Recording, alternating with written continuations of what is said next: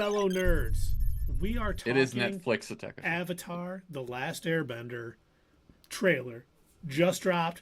We're going to show it. We're going to break it down. We're going to do all the things. Are you gentlemen ready? I'm ready. Ready. Pete, let me tell you, I am so ready for this. Please bring it on. Okay, remember the rules. Remember the rules.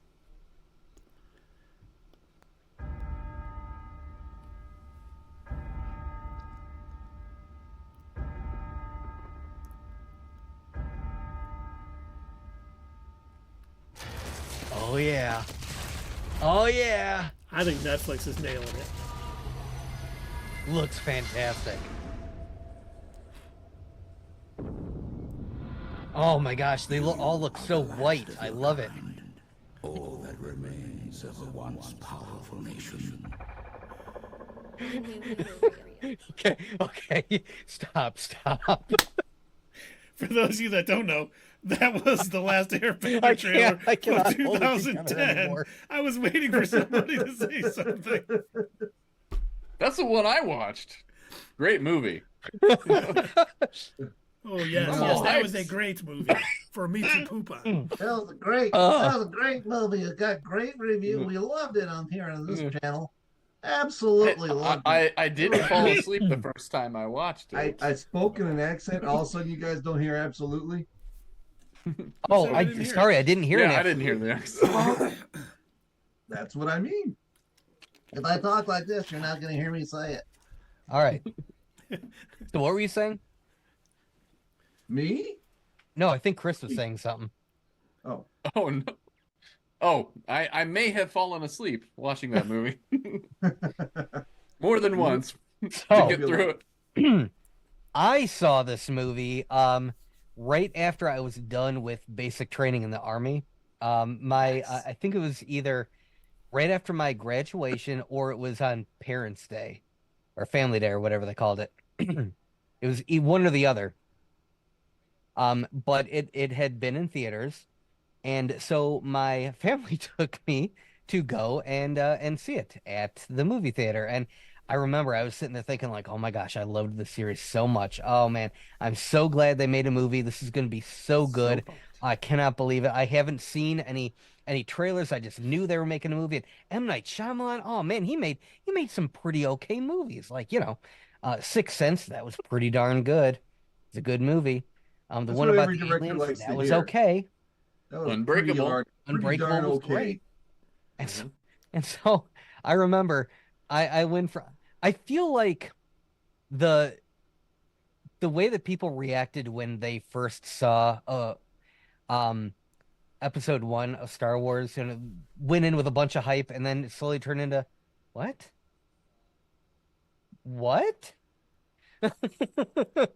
Or in Keith's friend's case, fell asleep. I love telling that story. Wake him up while the credits are rolling. He's like, I can't believe I fell asleep.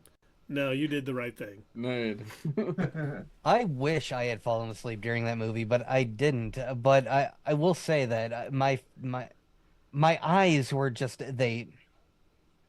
You know what I needed? I needed that guy that was watching Aquaman with us to just in the middle of it go, ah. That would have made it all better, but no, it was terrible. I needed you gentlemen to be there to do an at the theater review, so that way I could be like, you know what, I must have accidentally bought a tin or something.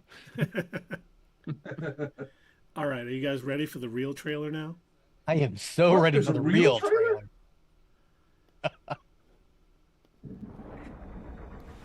The Fire Nation is embarked on a dark path. And the world, Oh my god, it's already looking so better. Ooh. the world needs the Avatar. Gorgeous. Okay, stop it right here real quick.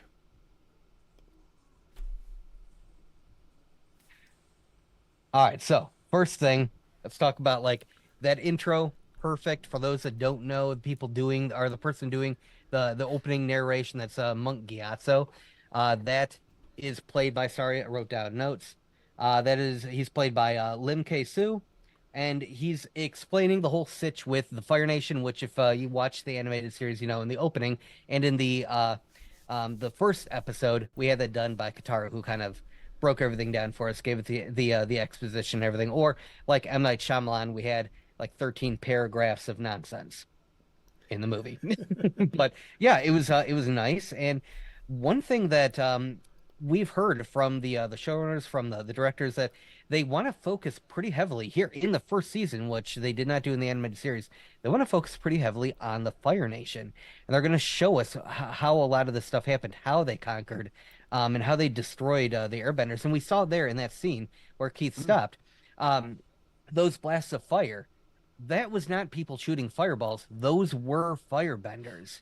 That was Deering Sozin's comet, which I know, Chris, you're probably like, I have no idea what Doug's talking about, but when this comet came, it super powered these firebenders, and so they were able to use it to actually shoot jets of fire from their feet and fly up to these temples that were in the sky, and then do a genocide. While all For the kids. airbenders were together For celebrating. Could you say they were raining fire? No. It was better than No. raining men. Well, I mean, it kind of was, but oh man, just the opening scene, Appa already looks. I mean, the visual. Yeah, the effects, visuals in look my opinion, amazing. look really good. No, Yeah. they did a great job on everything that you saw in this trailer. Mm-hmm. So The- far, let's see the best of it. It needs you, Aang. Big pause.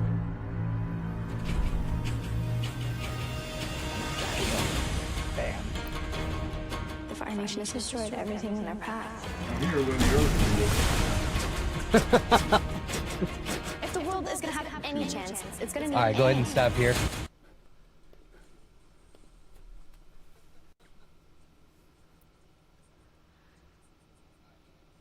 So a couple of things that we saw right there.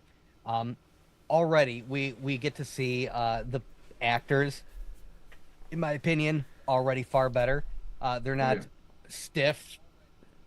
They actually got people who I feel like can probably act. What do you mean, Doug? I thought the people from The Last Airbender were fantastic actors. The costumes look great. I know some people online were complaining, oh, they don't look dirty, they don't look lived in. That's okay. It's a fantasy movie or a fantasy show. Let them have their bright colors. I don't mind. It's fine. So what you're saying is you're okay with denim in Star Wars. Sure. Good. Okay. I didn't know if I'm okay with I jeans didn't- guy. I didn't know if some of these people online were Star Wars theorying up Avatar the Last Oh, Airbender. jeez. Yeah. No, I'm totally okay with it. I think it looks good. I think especially because there are a couple of darker backgrounds, so having the bright clothes stand out against it, It's a good I contrast. think that was a smart visual choice. Yeah, agreed. We also got to see Zuko's sister. This time she's doing something other than firebending. We saw her shooting an arrow. Now, we already know that she is a little psychopath, literally, but now we're giving her arrows to shoot too. So I don't know, maybe she'll set them on fire. That'll be fun. Would make sense. But again, she was another character that we didn't see originally until the second season. We get to see her now, and they're fleshing out her character more. Cool character development already. Kudos to the directors and showrunners on this one. Well, we don't know that yet. We haven't seen the show. We've seen the True, but it looks like that's the direction they're going. It could, yes. It, could It be. looks like. I am speculating a lot. I do realize that. And what we've heard about some of the changes they made, like the Fire Nation, because we know the Airbenders were all nomadic, and them being able to kill all of them just seemed unlikely. But saying they were all together for this festival made a lot of sense. They're putting things together that story-wise makes a lot more sense than what we've got. You just had to assume a lot of it, yeah. Yip, yip. Right. There goes the savior of the world. Oh, this is hilarious. Aang's casting is awesome. Now, was that a cabbage? I don't think so. It Or was is that an chomping apple? on? I thought it was an apple. No, it looked like a muffin. Okay. Either way, the casting is is amazing, especially on Aang. Aang looks just like he did in the comic. They're saying his name right. Chris, since you only saw the movie, it's not Aang. It's not Aang. No. No. That was, and it's not Who's been Sokka. saying Who's been saying that? Oh wait, Keith and Dave, you never saw the Shyamalan movie, did you? No, I've never No. seen it. Oh, I need to make you okay. guys watch it. No, You guys don't make me should. do it. Oh my God, that would be great. They called Oh, it what up? Should we do a Mystery Science Theater 3000 on it? We really should. Oh, that would be We really good. should. Oh That my would gosh, be what do you awesome. got? What is our chat thing? Yes. What do our audience think? Groundbreaking. Do you guys want to subject Keith and Dave to I bet it's gonna be so tasty, so delicious. I think we need to do that. Goes down so smooth, right? No. Boy, then we can decide what was better, Rebel Moon or The Last Airbender. Oh, jeez. That is now the litmus be test for every Airbender bad story. movie we've seen. Was it Rebel Moon bad? Was it Rebel Moon bad? Does it even make it on the Doug scale? All right, let's get into some more trailer time. All right.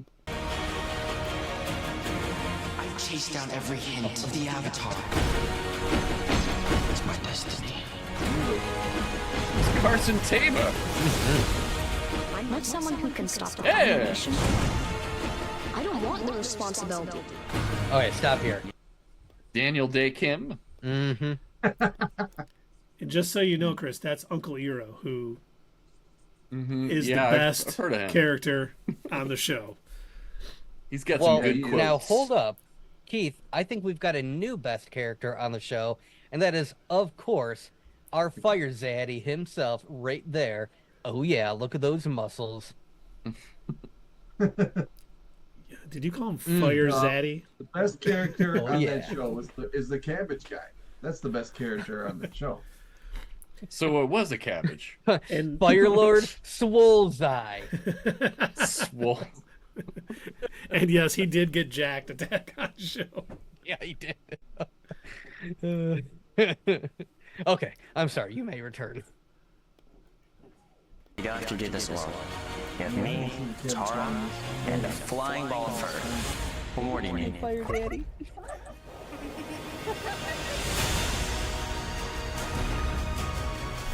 The world needs you. Remember what it is we're really fighting for. The one. You know, stop there for a minute, only because I mean, Yeah. some of the creature designs look so good. The fighting, Yes. they actually have seemingly great choreography. I mean, only we get bits of it, but everything they showed in here to me looks like they have done their best to do an amazing adaptation. They love the material and they want to do it well. Oh yes, This Rob, might you be are one right. I show my kids. Yeah. Rob, you're right. I hope they get enough viewers to continue because Is this what you're going to show your kids and tell them this is the Planeteers? Yeah, there you go. Yeah. Yeah, that's right, from Rick and Morty. Planetina. Yeah, so you're talking about the animal design. It so far it looks really good. At least, you know, from these trailers we saw earlier in the trailer, we saw the ostrich horses that the Earth Nation folks are riding. We got to see the little sniffy mole dude that the one bounty hunter girl was riding. So yeah, I mean, everything looks good, and Attack on Show even said the show looks like they spent a ton, and I would have to agree. Now, the other thing that I noticed is when we first started playing this back, Aang was, you know, snuggling up against Appa, and that did not look like he was, you know, hugging a green screen orb or something. Like, to me, I don't know if they used any sort of like practical, mummy or something, or dummy or whatever. Like, I don't know if that was some sort of actual fur creation or what, but it looked pretty realistic to me. It didn't look like he was kind of awkwardly hugging a blue cube or something. no, you're right. They have done a good job of getting these child actors to do a good job. Probably a mix of practical effects and CGI. They took their time. This is obviously They did, yeah. something they want to one passion thing that I never project. understood about the movie is when M. Night Shyamalan was talking about the person that he had cast to play Aang, he's like, yeah, I found this kid. He was in Texas, and he won like the kids black belt championship for karate or whatever. And it's like, all right, well, cool. Can he act? Well, no, but I'm sure we can teach him. Oh, jeez. Cool. Cool. Yeah. It's not important at all in a major feature. Acting's overrated. Yeah. Clearly. I looked up the production company that worked on the visuals for this show. It's DNEG Virtual Productions, a partnership between DNEG and Dimension Studio. So, hats off to them for these amazing effects. Would you say a tip of the cap? Tip of the cap. Tipperoo. Edward Furlong did get away with it in T2. You are correct, Robbie. I'm the Avatar, and I'm gonna save the world. With my friends.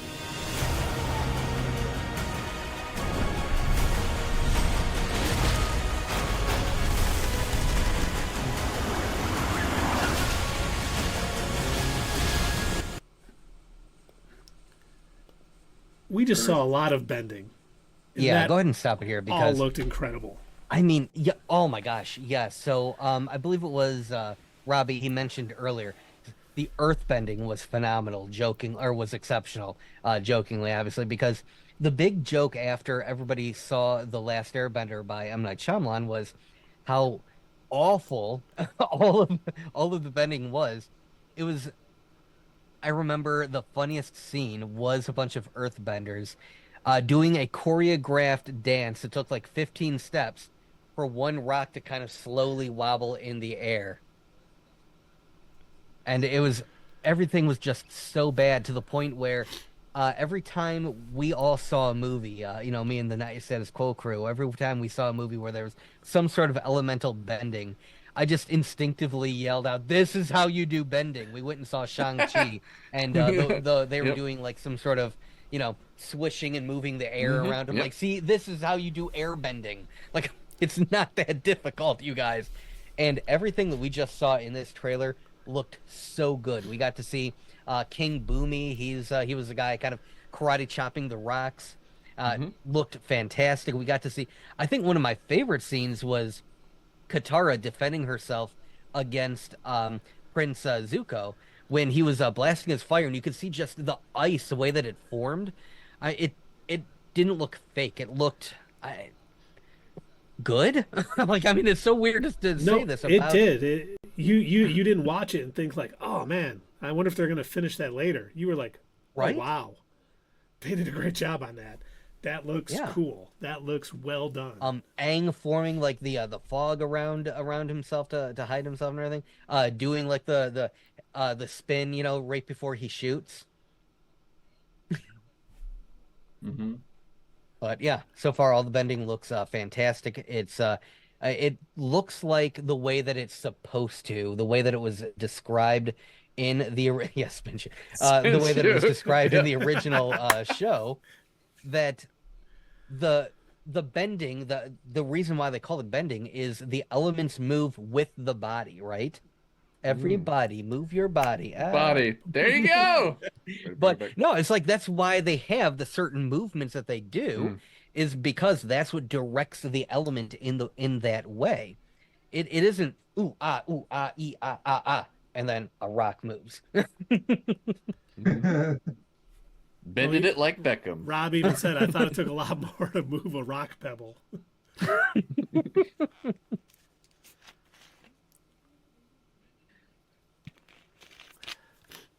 All right, let's get back at it. Let's get back at it.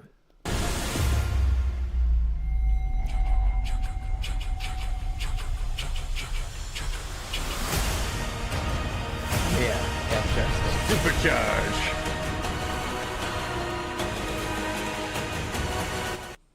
Soundtrack by Earth, Wind, and Fire. Yes. Do you remember?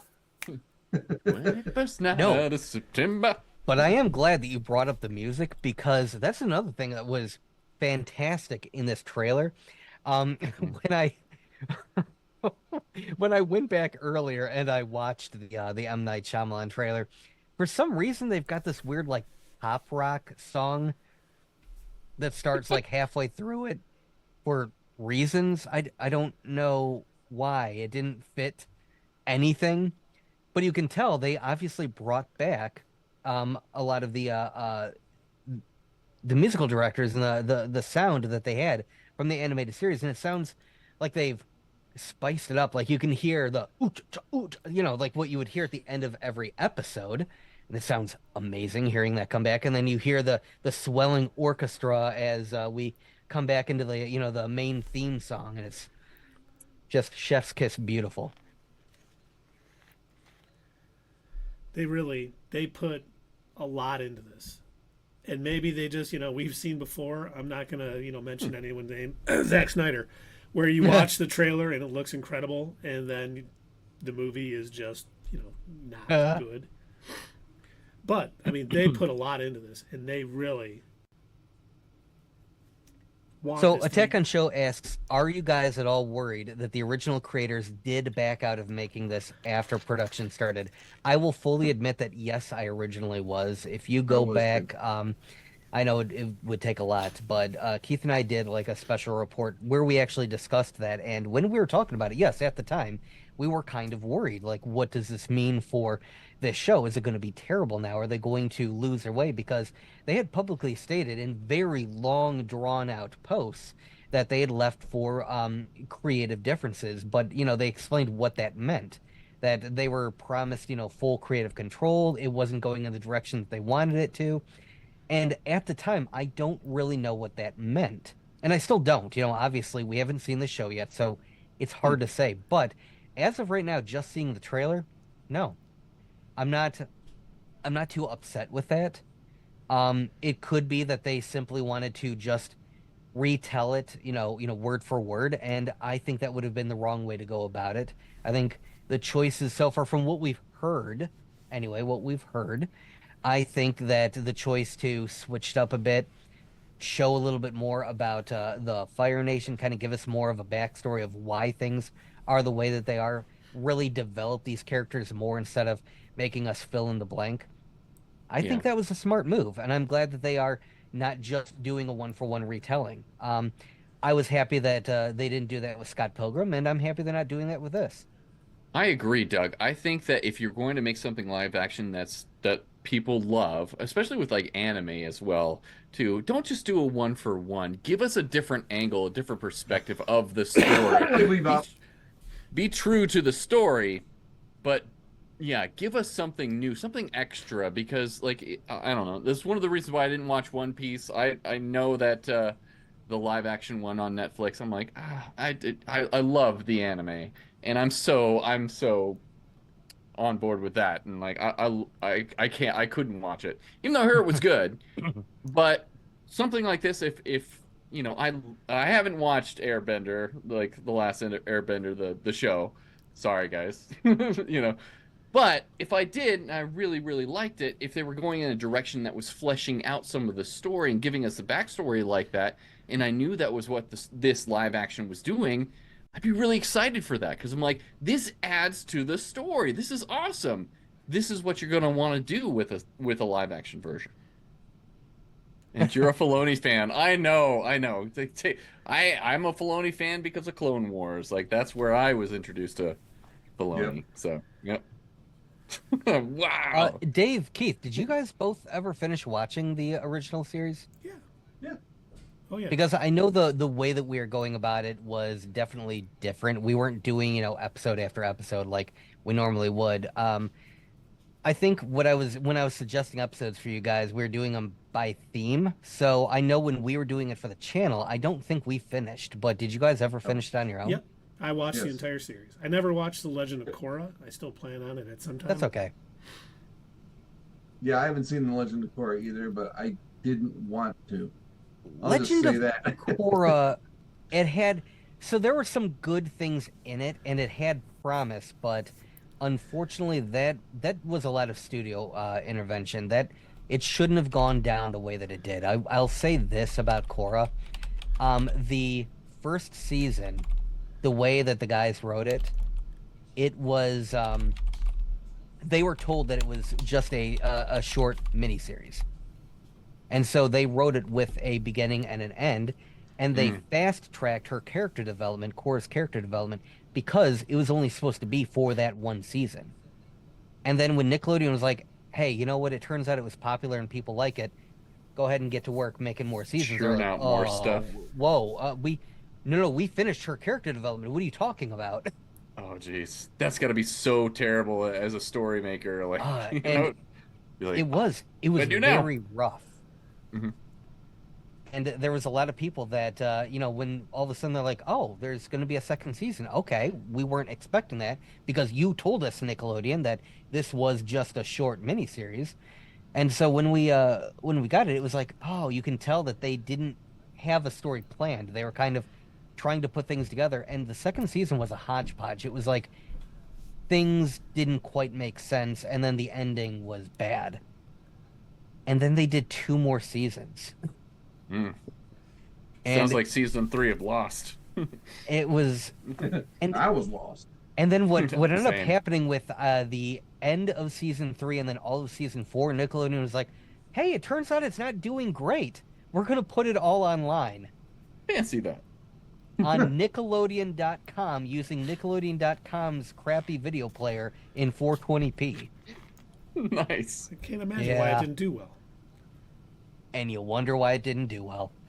It didn't have like a set schedule. Streaming services weren't really a big thing back then at that point. Like, you had Netflix, and I think Hulu was trying to be a thing, but like, nobody really watched it.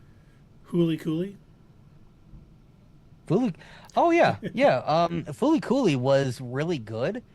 And I told you guys this back when we were watching Avatar the Last Airbender, that Filoni made them all watch Fooly Cooly because he said he wanted a lot of the art style, he wanted a lot of the animation to mimic that. And I showed you guys that last scene. It was like at the last episode of Fooly Cooly, where the main character, he summons the power of this like cosmic being in order to turn into this superpowered kid. His eyes glow, and he starts flying and everything. And that's essentially how they developed the Avatar state. Was based on that. That Avatar state in that trailer does look good too. It does look good, yeah. Chris, I highly recommend it. Now, granted, it isn't standard definition. When they were making that animated series, they hadn't really switched over to high definition yet, and some of the first season animation looks a bit rough, but it is a good series. I do recommend that you watch it. Yeah, as a fan of animation in general, even with low quality in the beginning of things, I mean, One Piece, for God's sakes, that was how it was in the beginning. Still a great story. So, yeah, it's just a matter of time, with kids and all the other stuff that we're watching. So, yeah, I'll try to fit it in as much as I can. I'm probably going to be watching the live action version first, though, and then revisiting the animated series afterwards. That could be good. That could be bad. We will see. Actually, no. I think having a fresh perspective, not having the baggage of having seen the animated series, I think that's smart. In fact, would you gentlemen be opposed to having Chris on for that? Would you want to be on to talk about it? Yeah, I would. That would be awesome. Be like, I think that'd be what great. the hell's going on, guys? Absolutely. I know nothing. Oh. Yeah, you're right, Attack on Show. Second season of Last Airbender is some major Empire Strikes Back vibes. Yes. 100%. Oh, For my that. God, it's so dark. Nice. It's a kid's show. Mm-hmm. Yeah, it's funny because... does Aang lose a hand to his father, who is as a firebender? Let's just say Aang had a shocking experience. Okay. But I remember one of my daughter's friends... Well, we were watching it for the channel because it was during COVID. She said something, and I'm like, "Oh, I love Avatar: The Last Airbender." And like her mom and her were standing there. She's like, "You watch that cartoon?" I'm like, "It's great. It's not a kid's show at all. Not really, at least." And Sabrina was like, "Yeah, you're right. It's not really that much." Because I was shocked. I you know, we did it because it was during COVID and there wasn't a lot coming out, and I was very hesitant going in to do this. And Doug said we should do it. It's a great show. We'll do it. And I was worried going in. I'm like, oh man, I don't think I'm going to like this. And that was not the case. It's funny. It was entertaining. It was very well done. Definitely, yeah. It's really hard for a lot of older people like us, you know, in our age and everything, to get into animation and things like that, and appreciate it. You know, it's like, oh, you know, it's so funny. You talk to so many people that are less like, I just can't get into it. I can't get into animation whatsoever. And I really do feel like we miss out. We miss out on good storytelling, good character development, and everything, and great art style. Like if you love art, animation is where it's at. Like some of the most beautifully rendered art out there is in anime and things like The Last Airbender. And so, yeah, I gotta say, I was late to watching Avatar the Last Airbender when it first came out. I heard about it, but at that point in my life, I want to say it was 2004, 2005. I really wasn't watching. I certainly was not watching Nickelodeon at that point in my life. I think the main things that I was watching on TV, I was watching a lot of those, you know, like TV drama. I was watching Lost. I was watching Heroes. I was watching, you know, like hour-long, you know, deep shows like that, you know. So yeah, same. When Avatar the Last Airbender came out and people were talking, I'm like, it's a kid's show. That wouldn't really be for me. And I remember at the time, I had iTunes and I had an iPod. And I remember iTunes is offering like the first couple of episodes for free. And I'm like, well, if it's free, sure, I'll check it out. And so I downloaded it and I'm like, oh my God, the show is good. I'm like, oh, wow. This is not just like a kid's show. This is legit good. Right. Like animation. Okay, you know what? I was clearly wrong. Yeah, get out of your comfort zone, guys, and check out different stuff like that. You know, and animation was never a problem for me because I grew up reading comics, and I still read comics. You know, I read a couple comics every night. So you know, some of the best parts of some comics is the artwork. So when you see... That was a weird thing about me. Like, I read comics too, but I don't know, I separated the two mediums. See, for me, it was just I thought it was a kiddie show. I thought it was like something for... It was like, you know, and Superhero Squad, where it's made for 5 and 6 year old. And I was like, but that was what I thought at first too. I was super wrong. So thank you, Douglas. And that's probably why I didn't get into it as well, is because I was like, it's a Nickelodeon show. It's you know, probably just for kids. So even though I watch anime and comics and you know all this other stuff too, it's probably why I never got into it. Now, just a heads up, I'm sure you were able to tell just maybe, you know, from watching it, but it's clearly set in kind of like more of an ancient sort of Asian kind of world setting, right? Like we're thinking like medieval times in a way. It's obviously set in the past. They're riding animals, they're using swords, spears, things like that. Then the Legend of Korra, which was the things that happened in the past. People riding because those are things that happened in the past, like giant flying dogs and stuff like that. You know what I mean? We had some of that in the past, right? Yeah. So then the Legend of Korra, which was the sequel series, they kind of advanced the years a little bit, and so that kind of took place in that world, but like as if it had advanced to maybe like the 1920s or something. They were starting to use electricity. Radio had just been invented, you know, kind of thing. And so, radio, you say? What is that? Yeah. And it was funny because like instead of having, you know, Katara do the intro for that, they had a radio announcer, and it was a lot like the Clone Wars. And they would fill you in on the last episode. That was one of my favorite parts of the Clone Wars. Me too. I love that, you know. And Rob makes a good point. The freedom of direction and animation is a thing of beauty. It is nice that they can tell the story they want to without worry about budget constraints like some live action. Like we wrote this huge scene. You can't afford to do that. Can't do that. Yep. I think that was my biggest concern about this Netflix show is how smooth all the bending, the moving of the elements looked in the animated series. I'm like, we saw Shyamalan try to pull it off and fail miserably. I don't know if it'll happen. And you do see examples of where they're able to kind of show stuff like that, similar to it in other movies. So I don't know. I was kind of like, but then I saw the trailer and I'm like, Okay, so far it looks like they're able to pull it off. It looks pretty good from the trailer.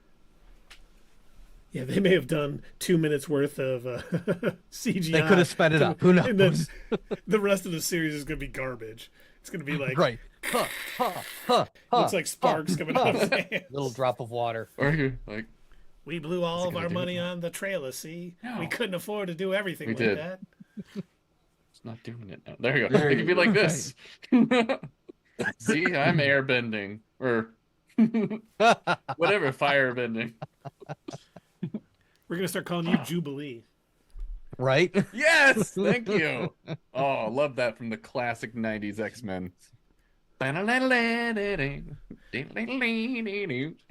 I can't wait for X-Men 97. Same. It's gonna give me all the feels. Good Lord.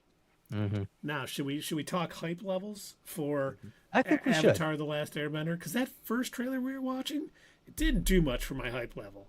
It. Oh wait, that was the 2010 one. I thought it looked pretty good. He was wowed, and then you realize, oh, that's fake. M. Night Shyamalan, I apologize, and he's in the and one of the viewers, and that's your status quo. Oh, and Attack on Show says a 9. I'm in for this. Wow. Dang. All right. Wow. But honestly, and a 6.5 for the Bad Batch, and he's backwards. See, but I get it. This one, like, I had high hopes for the Bad Batch before the trailer. You know, there was a lot of hype, a lot of chatter online before the trailer dropped for the Bad Batch that we need this trailer. 6-7 for Bad Batch. Where I was already hyped for that. I was a little worried about this, taking an animated show to live action. Can have its drawbacks. There can be a lot of bad with it. We know the original creators left with creative differences. What that means could be a lot of bad things. It could be good things. Who knows? But watching this trailer alleviated a lot of that fear because it looks phenomenal. The kids do a great job with the acting. I mean, all the CGI we saw looked phenomenal. And what we've heard about some of the changes they're making to the story, to me, sound good. I didn't have any expectations for this really going in. And I won't lie, I was dreading watching this on Netflix. I really did not expect this to be good. I was like, when February 22nd rolls around, I'm going to have a tough time fitting this in, getting all the episodes done in time for us to talk about it. But now that I've seen the trailer, I can't wait for it to drop, and I can't wait to start watching it because they did a great job. Everything they showed in that looks good. It looks like what I would expect out of a live action Avatar, The Last Airbender.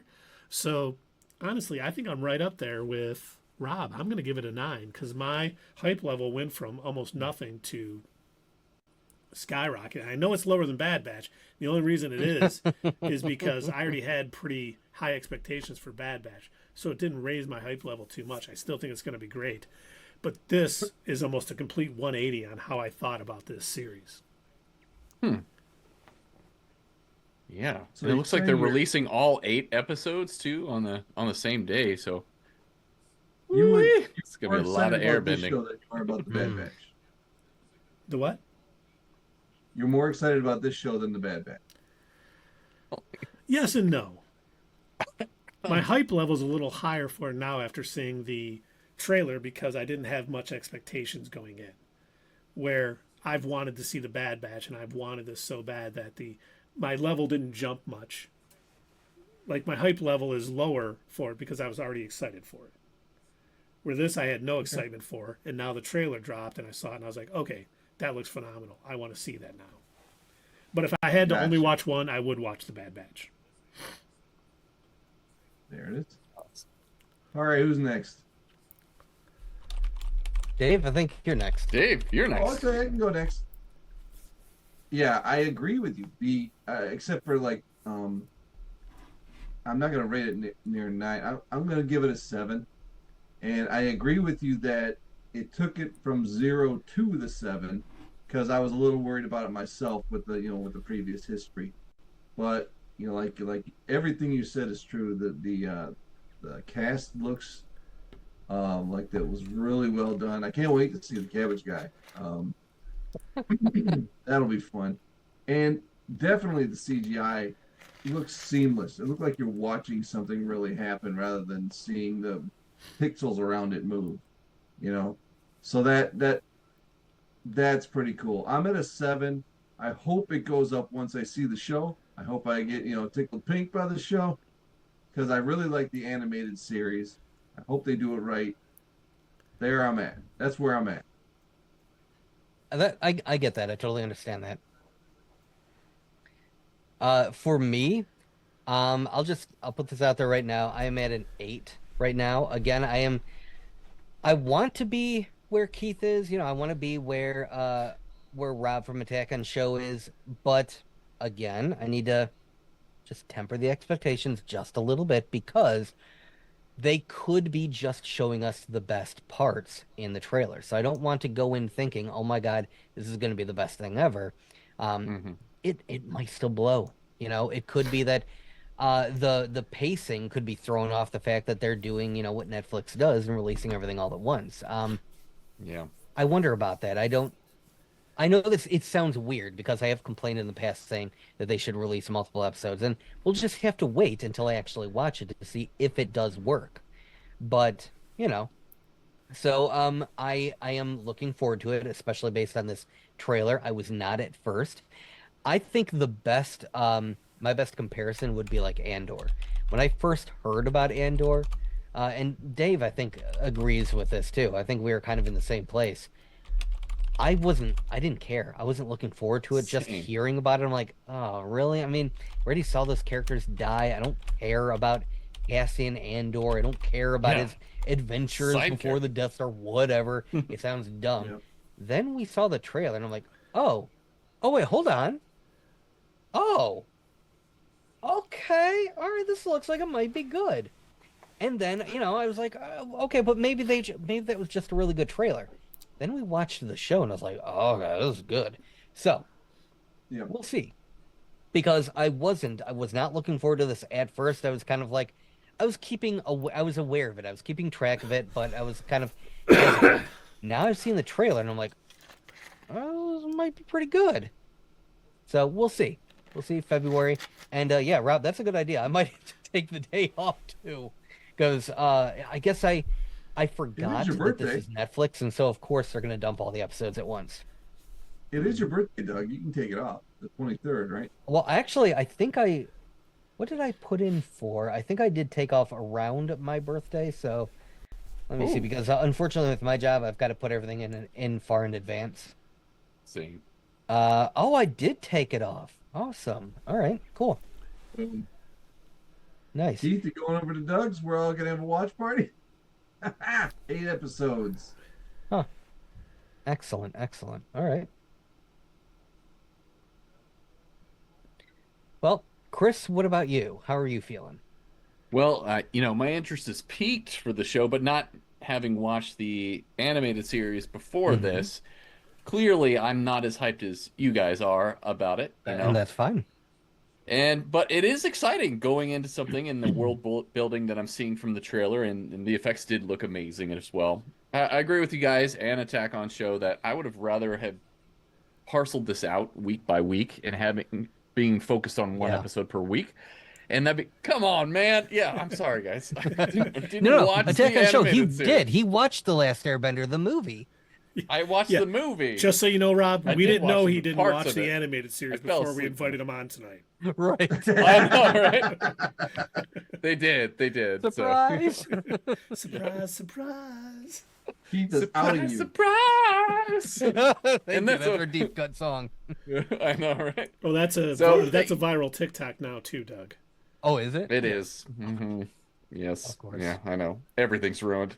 So yeah, for me, I'm intrigued. I can't wait to watch it. I can't wait to go on this journey with you guys. So I'm gonna say same as the Bad Batch, 7 for me. But I like what you did, Keith. If I was going to compare this to the Bad Batch, which one am I more excited for? Which one am I anticipating more? It's probably the Bad Batch, just because I'm very invested in Star Wars.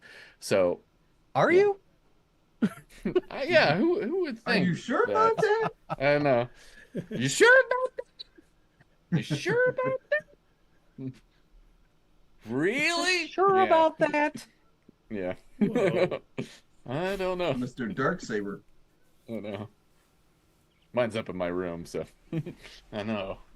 But How are you supposed to defend yourself if it's up in your room? I know, right? I think I lent it out to Bo-Katan. Only 2 trailers, but we did.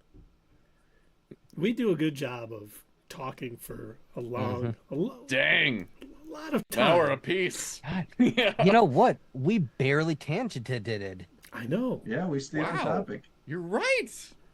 Good Is for this us. like the first time? I think having an adult like Chris here to keep us under control. What? This? Wow. I am 40 now, guys. Yeah, I was just so about to say, recently you just became turned an 40, adult. so you're I know. Week. Join the club. Yeah, so I'm an old man now. I'm breaking down. I can already see it. It's like the Right? scene with Matt Damon at the end of Saving Private Ryan. Exactly. It happens on your 40th. It's just. Oh, God. Damon. Matt Damon. Do you guys know something about Matt Damon? Have I ever told you this? What? I know a few things about Matt Damon. Him and I were born on the exact same day. Yeah. Nice. October 8th, 1970. I love it. Wait, you guys have the same birth year? Mm-hmm. Yeah. Wow. It's your ex. I feel bad I And got all the yet you talent. didn't become a famous actor. What happened, Keith? Yeah. Would it be a disappointment? I didn't want the spotlight. You know, I just... Steve Buscemi Zach already was got getting you. all the fugly man roles, and I didn't Oh, know what to Jesus. do, so... I love Steve Buscemi, so. Boardwalk Empire. He was the good in bit Boardwalk gay Empire. That was a good handy. show. What was a good show? Boardwalk Empire. Boardwalk Empire. Oh, I need to watch that. Oh, so I do good. too. Speaking of shows that you need to watch, did you guys hear that they're bringing Spartacus back? No. No. Spartacus. So there was a I think on Showtime, if I don't remember what channel it was on, but back in the 2010s there was a Spartacus TV series, and it was pretty darn good.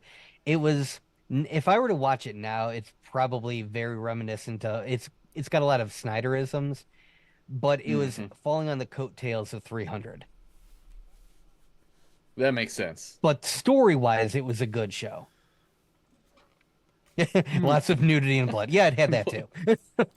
Maybe Very that's Zack that was the Snyder-y. good story, maybe that I'm thinking of.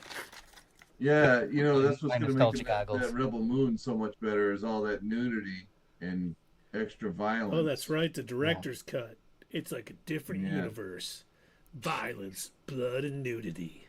The Rebel Moon cut. Yep, that's what all us Rebel Moon fans are looking for. Some Wait, of that there's Rebel cast to be Moons? naked. I was about to say, like, where are the Rebel Moon fans? Because, Hey. like, I haven't really seen Doug, say it correctly. The Rebel Moon fan. fan. The one And guy. all my friend are here. Yeah. I think his name is Zach. They are called bots. Yeah, Rob, you're probably right. No. Probably right. Well, it's getting late, gentlemen. Should we? Hey fellow nerds, I hope you enjoyed this video, and if you want to see more of this stuff, make sure that you check out our Twitch stream. We try to do these live Sunday or Monday nights, 8 p.m. Eastern Time. Keep an eye on our social media to find out when you can join in live and chat with us during these live streams. Also, as usual, don't forget to check out our other social media. Add us at Twitter, comment down below, and we'll see you next time right here on Not Your Status Quo.